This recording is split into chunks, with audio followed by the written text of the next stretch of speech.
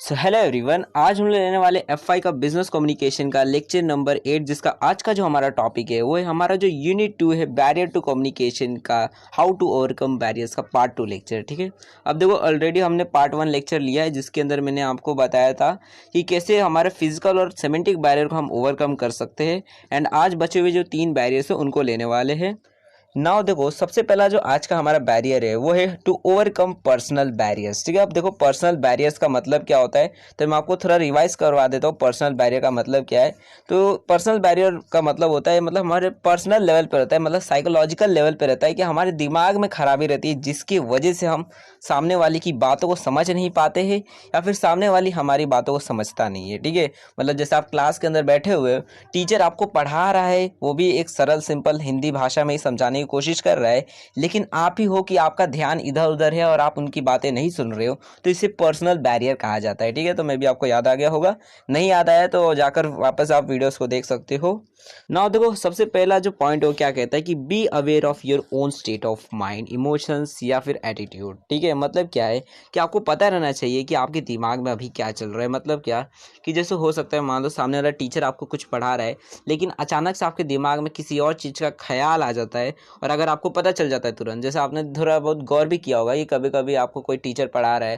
और आपका ध्यान हट जाता है, तो आपका तुरंत ध्यान में आता है कि मैं इधर उधर ध्यान दे रहा हूँ, मेरे को पढ़ाई पे ध्यान देना है, और वापस से आप फिर पढ़ाई पे ध्यान ला देते हो। तो इसकी मदद से भी आप कम्युनिकेशन का जो बैरियर उसको थोड़ा बहुत रोक सकते हो कि अगर आपका ध्यान भटक जाता है या फिर आप नहीं किसी की बातों को समझ पा रहे हो, तो उन इमोशन से या हटकर या फिर वो जो थॉट्स आपके दिमाग में चल रहे वहाँ से हटकर आपको वापस से उस कम्युनिकेशन में अपना दिमाग लाना है और उसकी बातों को सुनना है। तो ये आप कर सकते हो। उसके बाद देखो, सेकंड हम क्या कर सकते हैं कि convey oral messages directly and not through intermediates और आंसरिंग मशीन्स। मतलब क्या कि जब भी हम किसी भी तरह का मैसेज भेजते हैं तो हमें खुद से जाकर उसे बोलना चाहिए डायरेक्टली, ना कि किसी बिचौलियों को रखना चाहिए, मतलब बीच के आदमी को नहीं रखना चाहिए। क्योंकि देखो, हमने जब पर्सनल बैरियर पढ़ रहे थे तो उसमें एक टॉपिक था स्टैंटलिंग, जो मतलब उसके अंदर क्या था कि अगर हम बीच में किसी को रखते हैं, मतलब मैंने किसी और को बोला कि जाकर वो बोल देना वो बात जो मैं तेरे को बोल रहा हूँ, तो ज़रूरी नहीं है कि आपने जो जो वर्ड्स इस्तेमाल किए वो डायरेक्टली वही वर्ड्स जाकर बोले, थोड़ा बहुत चेंज करके वो बोल देगा, जिसकी वजह से हो सकता है आप बोलना कुछ और चाहते थे और वो समझ गया गलत और जाकर गलत ही बता के आ गया। तो इसीलिए आपको डायरेक्टली खुद जाकर बात करनी चाहिए, ना कि बीच में किसी और को रखकर उससे बात को भिजवाना चाहिए। ठीक है, तो बीच में किसी इंटरमीडिएट को नहीं रखना है, आपको डायरेक्टली खुद जाकर बातचीत करनी है। एंड देखो, थर्ड हम क्या कर सकते हैं कि जब भी हम किसी भी तरह का मैसेज डिलीवर करते किसी को भेजते हैं, तो मैसेज ऐसा नहीं होना चाहिए कि मतलब हमारे ओन किसी बिलीव के ऊपर हो कि मतलब हमको लगता है इसलिए मैंने जाकर उसको बोल दिया, उसके ऊपर मतलब बेसिकली थोड़ा बहुत बेस होना चाहिए। कि जैसे मैं बोल रहा हूँ कि देखो, ये जो आदमी है ये बहुत ज़्यादा संत आदमी है, ठीक है, इसकी बातें बहुत सत होती है, पुजारी बाबा है, बहुत अच्छे बाबा है, इसकी वजह से मतलब काफ़ी अच्छे बाबा है, इसने मेरे दवाई पानी मेरे को बिना दवाई पानी के ही मेरे को ठीक कर दिया था। तो कुछ सबूत होना चाहिए थोड़ा बहुत, मतलब एनालिटिक के हिसाब से हमें उसके पास इंफॉर्मेशन देनी चाहिए। ऐसा नहीं कि हमको मतलब हमारे इमोशन, मतलब हमको लगता है कि बहुत अच्छे बाबा है, मैं जब छोटा था तो इन्होंने मेरे को आशीर्वाद दिया था इसलिए अच्छे बाबा है, इसलिए मैं जाकर बोल रहा हूँ सबको कि भैया अच्छे बाबा है वो। ठीक है, तो अपने पर्सनल इमोशंस और जो प्रेजुडिस बोलते हैं ना कि मतलब मेरा खुद का ओपिनियन है, तो उसको साइड में रखकर हमको अपने जो भी मैसेज है उसको डिलीवर करना है। उसके बाद avoid making demand on a receiver who doesn't have the time to pay careful attention to your message. मतलब क्या कि देखो कि अगर मान लो हम किसी को भी मैसेज भेज रहे, कोई भी बात बोल रहे हैं, तो ज़रूरी नहीं है कि वो सामने वाला आदमी आपको हमेशा उसी टाइप पे मैसेज भेज दे। ठीक है, कि मतलब जैसे आप मान लो कि आपके ही पापा है, काम बहुत ज़्यादा करते हैं, और अगर आप तुरंत उनको फ़ोन करते हो, ज़रूरी नहीं है कि वो उसी टाइम वो फ़ोन उठा दे, हो सकता है वो थोड़ी देर बाद फ़ोन उठाए, वो काम पे लगे रहेंगे। तो ऐसे टाइम पे हो सकता है क्योंकि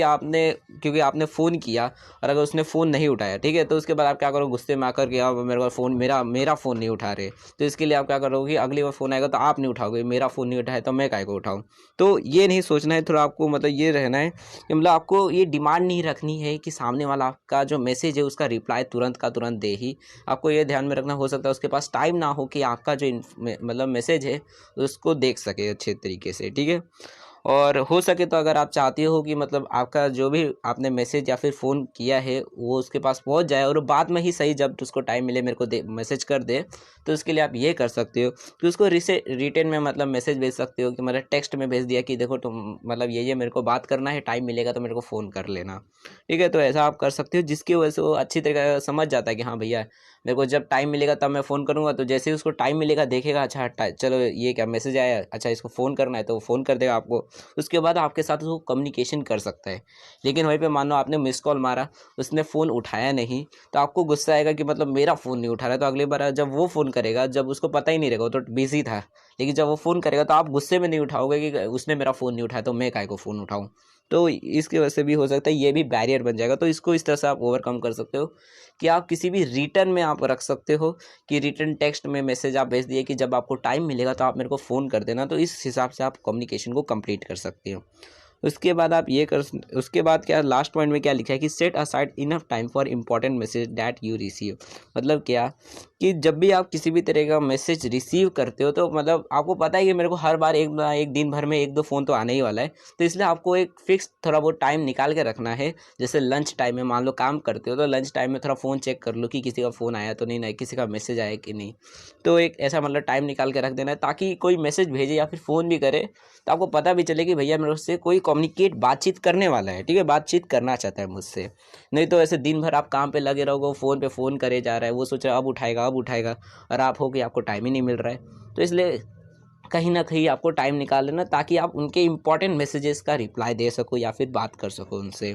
ओके, तो ये सारी चीज़ें करने की वजह से आपका जो पर्सनल बैरियर था वो हट सकता है। कि अगर मान लो कि सामने वाला जो है वो ये समझ जाता है कि अगर फ़ोन नहीं उठा रहा है सामने वाला, तो मतलब मैं थोड़ी देर बाद फ़ोन कर लेता हूँ या फिर उसको मैसेज कर देता हूँ कि जब आपको टाइम मिलेगा तब मेरे को फ़ोन कर लेना। तो इसकी वजह से बैरियर जो था पर्सनल बैरियर, कि अब आपके दिमाग में ये नहीं बैठेगा कि मतलब उसने मेरा फ़ोन नहीं उठाया तो अब मैं भी उसका फ़ोन नहीं उठाऊंगा। ठीक है, तो ये बैरियर क्योंकि हट जाता है तो अब अगर वो अगली बार फ़ोन करता है तो आप उससे बातचीत कर सकोगे। उसके बाद देखो नेक्स्ट जो हमारा बैरियर होता है वो होता है कल्चर बैरियर। तो अब इसको किस तरह से ओवरकम किया जा सकता है, तो आपको क्विक रिवाइज करवा देता हूँ। देखो कल्चर बैरियर के अंदर दो टाइप्स के बैरियर हमने देखे थे, एक था इंडिविजुअल कल्चरल बैरियर और एक था नेशनल कल्चर बैरियर। ठीक है,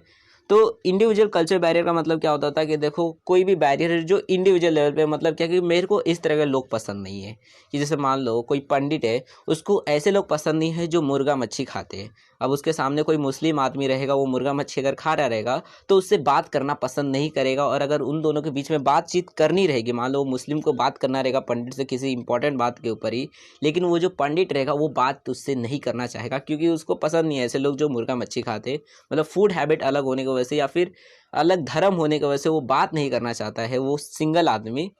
तो इसको बोलते हैं इंडिविजुअल कल्चर बैरियर। ठीक है, एंड देखो नेशनल कल्चर बैरियर का मतलब क्या होता था कि मतलब पूरा एक जो ग्रुप है कंट्री का, उसको किसी दूसरे ग्रुप से ही प्रॉब्लम रहती थी। कि जैसे कोई एक धर्म का आदमी है, कोई पंडित, मतलब जैसे कोई हिंदू है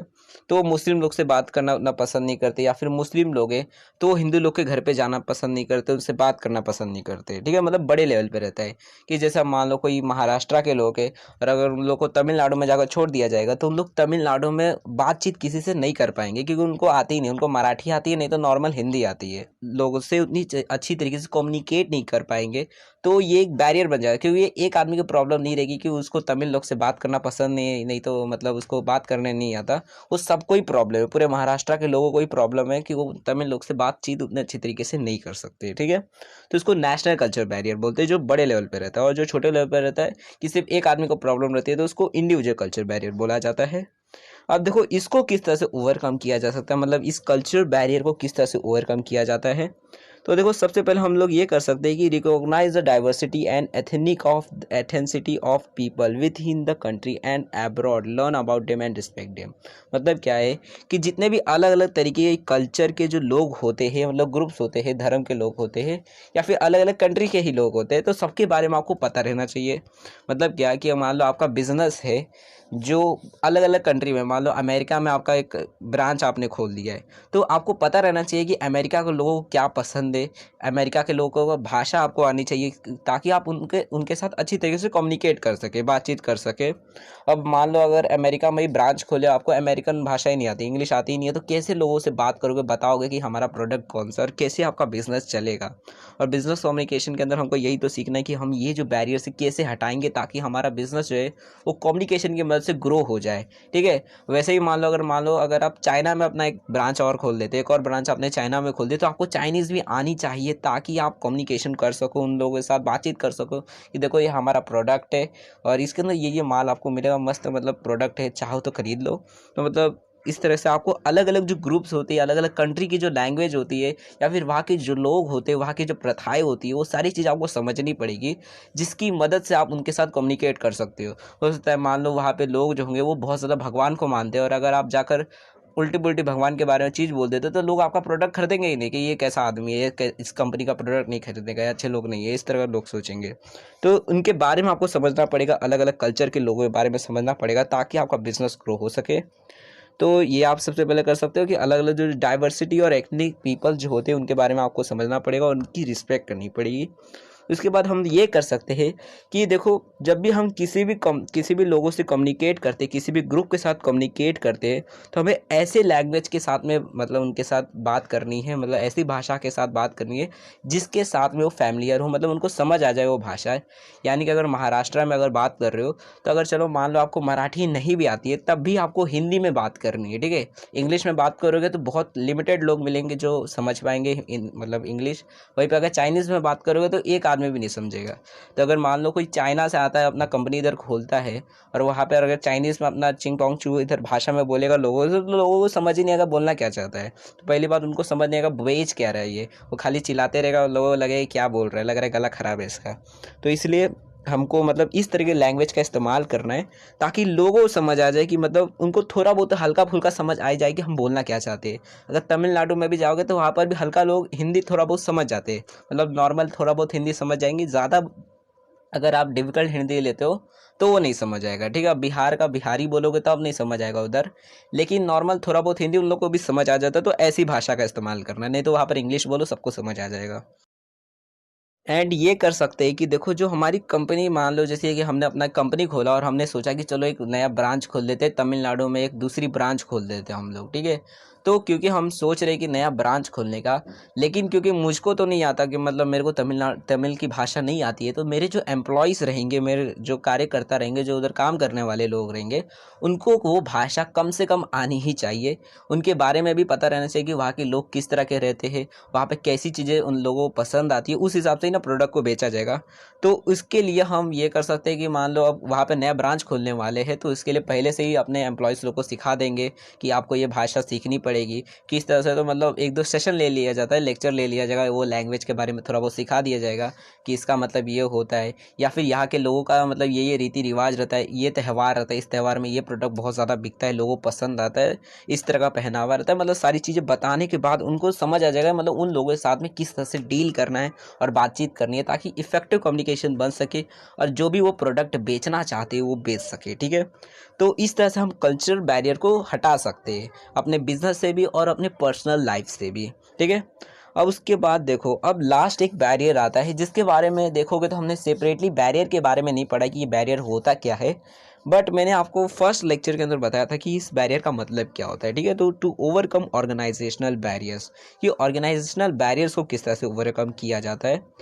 तो देखोगे तो ऑर्गेनाइजेशनल बैरियर का मतलब होता है कि अब मान लो आपकी कंपनी है। ठीक है, और कंपनी में अब कोई मान लो छोटा सा एम्प्लॉय, आप ही अगर मान लो कंपनी में काम करते हो और अगर आपसे कोई गलती हो जाती है, ठीक है, आप कुछ मतलब आपको बनाने के लिए दिया था, आपको कपड़ा सिलने के लिए दिया था, थोड़ा सा कटिंग मारना था, तो आपने गलती से कपड़े को काट दिया, तो उस टाइम पे क्या बताओ, आप जाकर ये मैनेजर को बताओगे कि ये देखो मेरे से गलती से कपड़ा कट गया? आप क्या करोगे, खुद से ही वो ठीक करने की कोशिश करोगे, अरे थोड़ा बहुत ठीक हो जाए, या फिर छुपा के रख दोगे उसको, लेकिन जाओगे नहीं बताने के लिए मैनेजर को। अब इस ना बताने की वजह से क्या होगा, हो सकता है वो प्रोडक्ट जो है वो जाए मतलब कस्टमर के पास पहुंच जाए, फिर कस्टमर जो है कंप्लेन देगा कि मतलब आपका प्रोडक्ट तो ख़राब था, देखो फटा हुआ प्रोडक्ट आया है मेरे पास, कटा हुआ। तो इसकी वजह से बिज़नेस का एक तरह से देखोगे तो लॉस ही हो जाएगा। तो इसलिए ये जो बैरियर है वो ना आए कि लोग, हमारे जो एम्प्लॉयज़ है वो मतलब डरे ना, मतलब मैनेजर या फिर ऊपर जो भी लोग हैं उनसे बात करने में। तो इसको किस तरह से ओवरकम किया जा सकता है, ऐसे जो बैरियर्स होते हैं। ठीक है, और भी ऑर्गेनाइजेशनल बैरियर्स होते हैं कि जैसे मान लो कोई पॉलिसी बनाई गई है, नियम कानून बनाए गए हैं,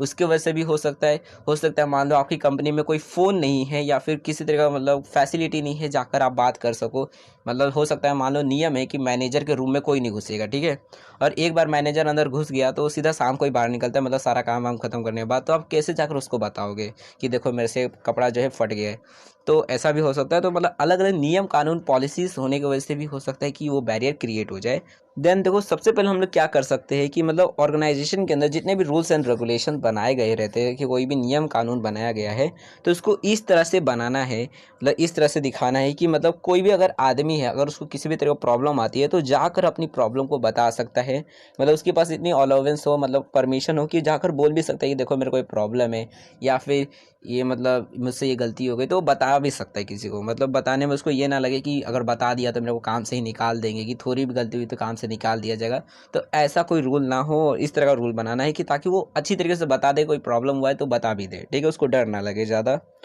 उसके बाद देखो, अब ऑर्गेनाइजेशनल बैरियर्स के अंदर काफ़ी सारे अलग अलग तरह के बैरियर्स होते हैं। जैसे कि होता है स्टेटस बैरियर, कि मतलब स्टेटस बैरियर का मतलब होता है कि अलग अलग पोस्ट का बैरियर होता है। कि मतलब क्या, मान लो कोई छोटा एम्प्लॉय है, वो अपने मैनेजर से डरेगा, सुपरवाइज़र रहेगा उससे डरेगा कि अगर मैं सुपरवाइज़र को पता चल गया कि मेरे से कपड़ा फट गया है तो वो डरेगा कहीं सुपरवाइज़र मेरे को चिल्लाएगा। हो सकता है आप सुपरवाइज़र जो रहेगा वो अपने ऊपर वाला जो मैनेजर रहता है उससे डरेगा कि मतलब अगर गलती से कोई एम्प्लॉय गलत काम कर देगा या फिर कुछ गलत हो गया तो वो मैनेजर मेरे को चिल्लाएगा।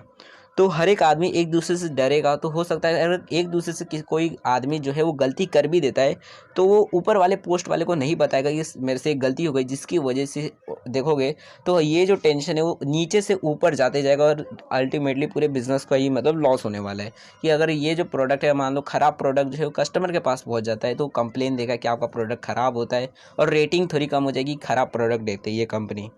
तो इसलिए मतलब स्टेटस बैरियर को आप किस तरह से ओवरकम किया जाएगा, तो इसको करने के लिए आप इस तरह से कर सकते हो कि जितने भी मतलब एम्प्लॉयज़ होते हैं कंपनी के अंदर, मतलब आसपास के जो लोग होते हैं उनको इस तरह से दिखाना है कि मतलब अगर कोई जैसे अगर अगर आप ही को मान लो, अगर आप सुपरवाइज़र हो और आपको पता चलता है कि कोई एम्प्लॉय जो है उसने गलती से कपड़ा काट दिया है, ठीक है, कटिंग कर दी है, गलती से गलत काट दिया है, तो आप ना कि उसे चिल्लाओ कि काय को फाड़ दिया तेरे को, अब तेरे को काम से निकाल दूंगा। ऐसा ना बोलकर बोल दो कि अच्छा चलो गलती से हो गया, छोड़ जाने दे, अगली बार मत करना, ध्यान से थोड़ा काम करना। तो वो डरेगा नहीं बताने में। लेकिन वहीं पे अगर ये बोलोगे तेरे को काम से रुक निकलवाता हो साला, मतलब कपड़ा फाड़ दिया, तो इसके टाइम पे मतलब वो डर भी सकता है एक टाइम पे। तो इस तरह का ना करना है, जस्ट इन्वायरमेंट बनाना है कि चलो छोड़ जाने दे, अगली बार मत करना है गलती, इस तरह का मतलब रखना है, ताकि वो किसी भी तरह मतलब कोई गलती भी होती है तो आपको बता सके और किसी भी तरह प्रॉब्लम क्रिएट ना हो, और हॉनेस्टी के साथ मतलब ईमानदारी के साथ आपके साथ काम करे जब आप इस तरह का। देखो ऑर्गेनाइजेशनल बैरियर्स के अंदर और कौन सा बैरियर्स आते हैं, तो जैसे स्ट्रक्चरल बैरियर्स भी आते हैं। स्ट्रक्चरल बैरियर का मतलब होता है कि मतलब किसी तरह का नियम कानून बन गया है, मतलब पॉलिसी है, रूल से कोई रेगुलेशन है, उसके वजह से ये बैरियर क्रिएट होता है। कि मतलब रूल है, मान लो कि मैनेजर के रूम में कोई नहीं घुसेगा, किसी भी कितना भी इंपॉर्टेंट काम हो कोई मैनेजर के रूम के अंदर नहीं घुसने वाला, ऑफिस के अंदर नहीं घुसेगा। तो ऐसे टाइम पे मान लो किसी एम्प्लॉय को कुछ बात ही करनी रहेगी, कुछ बताना रहेगा तो नहीं घुस सकता है, ठीक है, मतलब ऐसे रूल्स बन गए। तो इसको किस तरह से ओवरकम किया जा सकता है, तो मतलब काफ़ी सारे टेक्निक्स होते हैं जिसकी मदद से कर सकते हैं। जैसे कि एम्प्लॉय सर्वे, मतलब क्या कि मतलब मान लो जैसे हर एक एम्प्लॉय से पूछा जाता है, मतलब सर्वे लिया जाता है कि आपको बताओ किस तरह का मतलब ये जो रूल है इसके अंदर क्या चेंजेस लाने चाहिए या फिर किस तरह का रूल रखना चाहिए। सर्वे लिया जाता है कि हमारी कंपनी को और ज़्यादा अच्छा करने के लिए हम क्या क्या कर सकते हैं और कैसे कैसे रूल्स बना सकते हैं। तो मतलब बेसिकली सर्वे लिया जाता है कि पूछा जाता है हर एक आदमी से, थोड़ी बहुत वोटिंग की जाती है।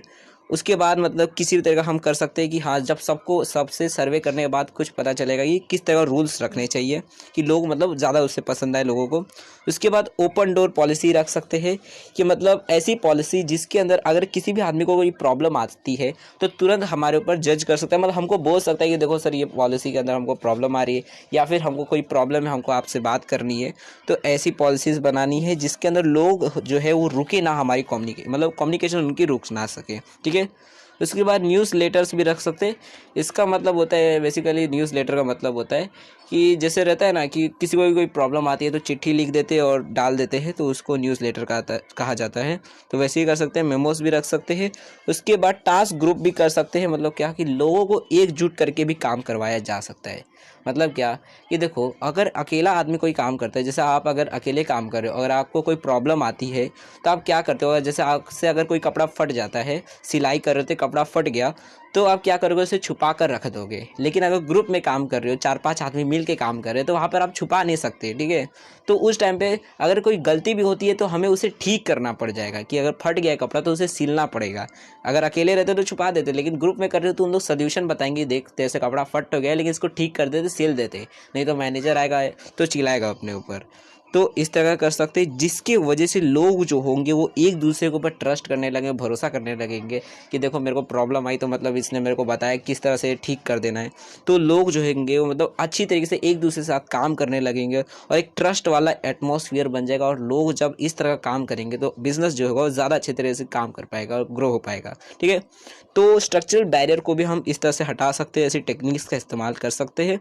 कि लोग जो होंगे वो एक दूसरे से अच्छी तरीके से फ्रीली बातचीत कर सके किसी भी प्रॉब्लम के बारे में, या फिर कोई भी बात करनी रहेगी डॉक्यूमेंट के बारे में तो बातचीत कर सकेंगे। बात देखो फोर्थ हम क्या कर सकते हैं, provide basic facility in your organization, यानी कि जो भी कम्युनिकेशन करने के मतलब जो बेसिक चीज़ें रहती है वो होनी चाहिए। जैसे मान लो अगर आपको कोई डॉक्यूमेंट जो है वो अपने मैनेजर को देना है तो उसके लिए 2 ऑप्शन है। अगर आपकी कंपनी के अंदर कंप्यूटर रहता है तो आप तुरंत उसे ईमेल कर सकते हो, और अगर कंप्यूटर नहीं रहता है कंपनी के अंदर तब आपको बाहर जाकर उससे प्रिंट आउट निकलवाना पड़ेगा। वो जो भी डॉक्यूमेंट रहेगा, डॉक्यूमेंट को प्रिंट आउट निकलवाने के बाद आप उस निकालने के बाद जाकर वो डॉक्यूमेंट को अपने मैनेजर को दे दोगे। लेकिन अगर मान लो वही चीज़ अगर आपके कंपनी में एक कंप्यूटर रहता तो कितना अच्छा रहता, आप तुरंत उसमें जाते ईमेल से तुरंत भेज देते हो उसको। तो ऐसी बेसिक फैसिलिटी रहनी चाहिए, मतलब कंप्यूटर वो सारी चीज़ें रहनी चाहिए ताकि तुरंत कम्युनिकेशन जो है वो अच्छी तरीके से हो जाए, ठीक है। उसके बाद देखो आगे मतलब और भी काफ़ी सारे ऑर्गेनाइजेशनल बैरियर्स होते हैं, जैसे कि इंफॉर्मेशन ओवरलोड वाला बैरियर, ठीक है। अब इसका मतलब क्या होता है कि देखो हो सकता है कि मान लो अब कोई एम्प्लॉय है, कोई कंपनी में मतलब काम करता है, उसको अचानक से ढेर सारे ईमेल आ गए, मतलब अब बहुत ज़्यादा अर्जेंट काम है तो काफ़ी सारे ईमेल्स आ गए कि तेरे को ये काम करना है, ये काम करना है। जैसे अलग अलग ईमेल्स आ गए, 10 ईमेल आ गए। अब 10 के 10 में से काफ़ी सारे काम है जो बहुत ज़्यादा इंपॉर्टेंट, मतलब तुरंत के तुरंत अर्जेंट है, बहुत पहले इस काम को करना है उसके बाद वो काम को करना है। अब क्योंकि 10 ईमेल आए हैं तो उसको समझ नहीं आएगा कि कौन सा पहले काम करना है और कौन सा लास्ट में काम करना है। तो इसलिए इस तरह से मतलब बेसिकली ईमेल्स को रखना है। अगर हम चाहते हैं कि ये बैरियर ना आए कि अगर मान लो एम्प्लॉय जो है 10 ईमेल आने के चक्कर में वो हो सकता है कि सबसे आसान वाला काम पहले कर दे और जो सबसे इंपॉर्टेंट काम था उसे लास्ट में करने के चक्कर में आपका अर्जेंट काम ना हो। तो इस बैरियर को हटाने के लिए कि मतलब उसको समझ नहीं आएगा कौन सा काम पहले करना है कौन सा लास्ट में करना है, तो इस बैरियर को हटाने के लिए हम सिंपली ये कर सकते हैं कि मतलब जब भी मैसेज आपके पास आया है, ईमेल्स आए हैं, तो आप पहले एनालाइज कर लो कि मतलब किस ईमेल में मुझे क्या काम करना है। मतलब कोई ईमेल आया, आपको बोला गया है कि तेरे को इतने मतलब ये जो काम है ये करना है, कि मेरे को मान लो आपको उधर लिखा हुआ ईमेल के अंदर कि तेरे को इतनी पीस जो है कपड़े की वो काटनी है, ठीक है। दूसरे ईमेल में हो सकता है मान लो कि आपको प्रोडक्ट जो है ये सेल कर देना है, इधर जाकर सेल दे देना। हो सकता है तीसरे ईमेल में लिखा हो कि ये जो डॉक्यूमेंट है ये जाकर अपनी कंपनी के हेड वाले को देने का है, ठीक है। अब ऐसे 3 ईमेल मान लो आए हैं तो इसमें सबसे इंपॉर्टेंट क्या है कि डॉक्यूमेंट जाकर देना है सबसे पहले। तो अगर आप पढ़ लेते हो तीनों ईमेल को तो आप को समझ आ जाएगा सबसे पहले किस काम को करना है और उसके बाद कौन सा काम करना है। लेकिन नहीं पढ़ोगे, सोचोगे चलो इसमें से पहले कोई भी एक ईमेल लेते उसको काम कर देते उसके बाद सेकंड ईमेल करेंगे, तो हो सकता है आप सबसे पहले सबसे फालतू काम करो और लास्ट में सबसे इंपॉर्टेंट काम करो। तो हो सकता है इसकी वजह से आप काफ़ी सारी चीज़ों को मिस कर दो। हो सकता है कुछ अर्जेंट ही काम होगा कि अभी तुरंत का तुरंत करना था लेकिन आप सोचेंगे कल करूँगा,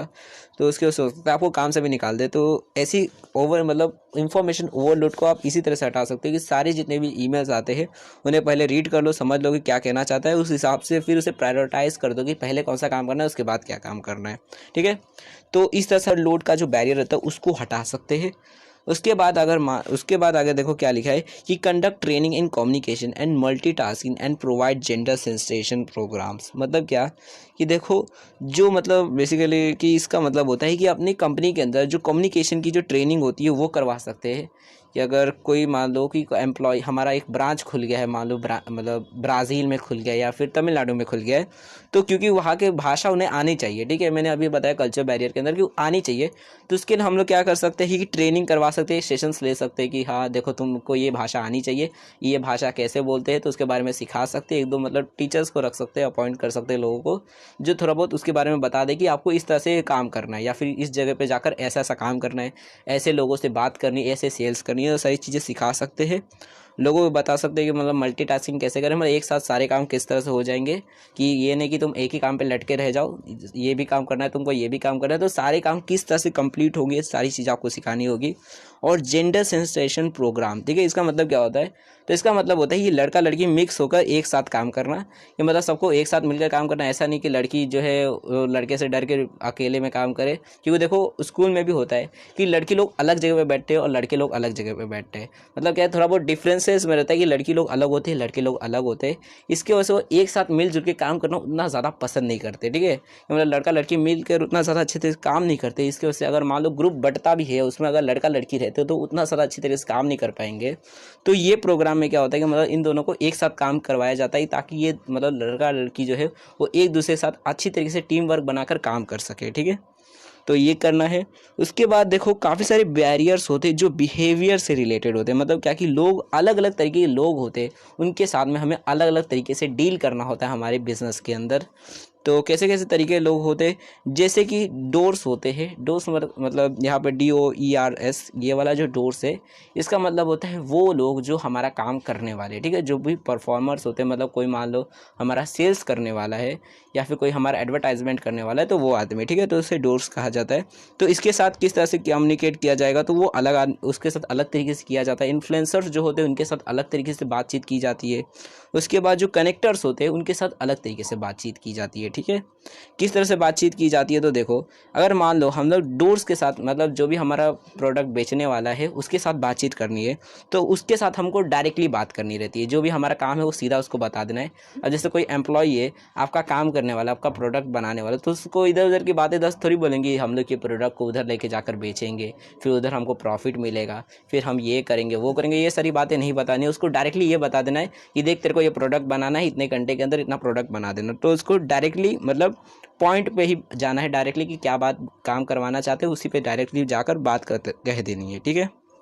उसके बाद जो इन्फ्लुएंसर होते हैं उनके साथ किस तरह से बात करना है, तो इन्फ्लुएंसर मतलब जैसे मान लो कोई एडवर्टाइज़र है, मान लो कोई एडवर्टाइजमेंट वाला है, जैसे कोई यूट्यूब वाला ही है, तो उसके साथ किस तरह से बातचीत करनी है। तो देखो जब भी आप ऐसे लोगों से बात करते हो जो थोड़े बहुत फेमस है, जो आपका एडवर्टाइजमेंट करते हो, तो आपको इस तरह से दिखाना है कि वो बहुत ज़्यादा आपको पसंद है, कि मतलब बहुत अच्छे आदमी हो आप, तो मैं आपके साथ में मिलकर थोड़ा बहुत आपका मतलब मेरा जो प्रोडक्ट है उसका एडवर्टाइजमेंट करवा दीजिए, मतलब थोड़ा बहुत उसको ज़्यादा इज्जत आपको देनी है। अगर मान लो आप कुछ वर्ड अगर गलत भी बोलते हो और अगर वो आपका वर्ड कट भी कर देता है, तो आपको उतना ज़्यादा मतलब नहीं होना चाहिए, मतलब आपने कुछ बोला है कि आपको इस तरह से बोलना है, इस तरह से एडवर्टाइजमेंट में बोलना है, लेकिन अगर वो बोलता है कि नहीं नहीं ये जम नहीं रहा है वर्ड, ये जोड़ देते हैं, तो आप उसको बोल सकते हो ठीक है, आपको जो जमेगा वो बोल दो। मतलब थोड़ा बहुत ऐसा दिखाना है कि वो ज़्यादा मतलब बहुत ज़्यादा एक महान आत्मा है, और आप थोड़े बहुत उसकी मतलब चेले टाइप में लगने चाहिए, ताकि मतलब वो थोड़ा बहुत मतलब आप में इंटरेस्ट दिखाए कि हाँ भाई मेरी इज्जत है, थोड़ी ये इज्जत दे रहा है मेरे को, तो इसका काम अच्छे तरीके से कर देता हूँ। वहीं पे एटीट्यूड में बोलते हो ये ले पैसे मेरे काम कर देना, नहीं करेगा तो पैसे वापस ले लूँगा, तो उस टाइम पे वो आपका बोलेगा पैसा एक काम कर लेके जा घर पे, तो ऐसा भी हो सकता है। तो इन्फ्लुएंसर जो होते हैं उनके साथ हमें चेयरफुल और सिंपैथिक फाउंड में बात करना है, और अगर वो बाय चांस हमारा कुछ सेंटेंस जो है, अगर हम बोलते हैं कुछ डायलॉग वो कट करना भी चाहता है, तो उससे कट करवा देना है, उससे ऑलो मतलब कर देना है कि चलो तुम चाहते हो कि वर्ड ना इस्तेमाल करना तो मत करो, ठीक है। और वहीं पे मान लो जो कनेक्टर है अगर उसके साथ बात करते हैं, कनेक्टर का मतलब क्या होता है, तो देखो कनेक्टर का मतलब होता है वो आदमी जिसके बहुत सारे मतलब जुड़े हुए थे, मतलब बहुत सारे लोग जो है उससे जुड़े हुए होते। कोई आदमी है मान लो सेल्स मैनेजर है या फिर कोई सेल्स का आदमी है, तो उसके साथ बहुत सारे लोग जुड़े हुए रहते हैं, ठीक है। तो ऐसे लोग जो होते हैं उनके साथ किस तरह से बात करना है, तो देखो ऐसे जो लोग होते हैं उनके साथ ज़्यादा मतलब छोटी बात नहीं करनी है, मतलब तुरंत मतलब बोलना नहीं है कि ऐसे कि ये लो मेरा प्रोडक्ट जाकर बेच दो। इनके साथ मतलब इस तरह से हमें बात करना है कि ये देखो अब कोई आदमी है मान लो कोई सेल्स मैनेजर है या फिर कोई मतलब बहुत बड़ा आदमी है, कोई नेता है मान लो जिसके बहुत सारे कनेक्शन है, या फिर कोई आदमी है अगर वो आपको कुछ बता रहा है कि देख भाई इस तरह से प्रोडक्ट बेचते, मैंने देखा था वो आदमी को ऐसे प्रोडक्ट बेच रहा है, तो आपको उसकी बातों को ध्यान से सुनना है। अगर कोई आपको ओपिनियन देख रहा है कि देखो प्रोडक्ट को किस तरह से बेचा जाता है, मेरे बहुत सारे कनेक्शन से मैं यहाँ पर तुम्हारा प्रोडक्ट बिकवा दूंगा, लेकिन तुम इस तरह से कर दो अपने प्रोडक्ट को, मतलब ऐसा थोड़ा बहुत चेंज कर दो, तो उसकी ओपिनियंस को हमें समझनी चाहिए, ध्यान से थोड़ा बहुत मतलब समझना चाहिए। अगर हमको सही लगता है तो फिर उस ओपिनियन के ऊपर काम भी करना चाहिए, ठीक है। तो ऐसे अलग अलग लोगों से हमें अलग अलग तरीके से बातचीत और कम्युनिकेट करना पड़ता है, और इस तरह से हमारा जो ऑर्गेनाइजेशनल बैरियर होता है वो भी ओवरकम हो जाता है, ठीक है। सो मे बी आपको सारी चीज़ें समझ आ गई होगी, लेकिन अगर फिर भी आपको किसी भी तरह डाउट रहता है या फिर कोई चीज़ नहीं समझिए, तो आप लोग कमेंट सेक्शन में जो भी आपका डाउट रहेगा वो पूछ सकते हो। सो चैनल को सब्सक्राइब कर दो और वीडियो को शेयर कर दो अपने दोस्तों के साथ में भी, ताकि जैसे ही वो वीडियो अपलोड हो जाएगी, नेक्स्ट इसकी जो वीडियो अपलोड हो जाएगी, ताकि उसकी नोटिफिकेशन आपको मिल जाए और उन वीडियोज़ को भी आप देख सको। ठीक है, तो वीडियो को शेयर करना मत भूलना अपने दोस्तों के साथ में भी। एंड अगर वीडियो को लेट देख रहे हो तो आपका टेंशन है, यहाँ पर प्लेलिस्ट आ गई होगी बिजनेस कम्युनिकेशन की, जाकर देख लो वीडियो को। एंड यहाँ पर बिजनेस इकोनॉमिक्स की भी आ गई होगी प्लेलिस्ट, तो चाहो तो ये भी चेकआउट कर सकते हो। नहीं तो फाउंडेशन कोर्स की भी हमारी चैनल पर प्लेलिस्ट अवेलेबल है, वो भी चाहो तो चेकआउट कर सकते हो। सो वीडियो पसंद आई हो तो कमेंट में बताना समझ आई है कि नहीं आई है, और समझ आई होगी तो लाइक करके बता देना कि हाँ समझ आ गई है। So thanks for watching my video, हम अपने नेक्स्ट वीडियो में मिलेंगे।